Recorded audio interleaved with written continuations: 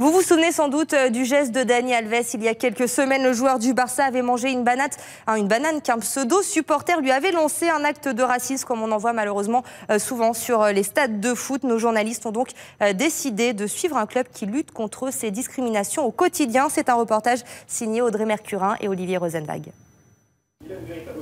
Le foot, la grande passion de Djibril depuis déjà 14 ans. 14 ans de pratique dans divers clubs. Mais depuis cette année, il est enfin en accord avec lui-même au moment de se rendre à l'entraînement. Mon état d'esprit par rapport à avant, quand j'étais dans d'autres clubs, c'est que je suis plus détendu, je suis enfin libéré et je peux assumer. Assumer d'être homosexuel, un véritable tabou dans le monde du football.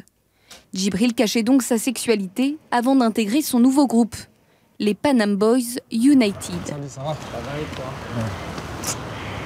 Ici, chacun vient comme il est. Le combat des Pan Am Boys United, c'est un combat de lutte contre toutes les formes de discrimination.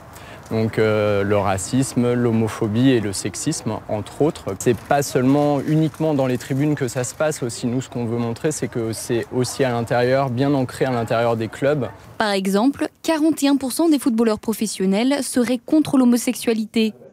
Et pour dire oui aux différences, l'équipe dispute ses matchs avec des lacets arc-en-ciel, symbole de paix, diversité et harmonie.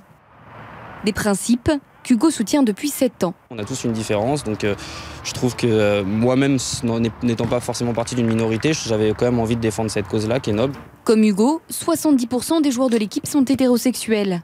Homo, juifs, musulmans, blacks, beurs, beaucoup ont été victimes d'actes racistes dans des clubs.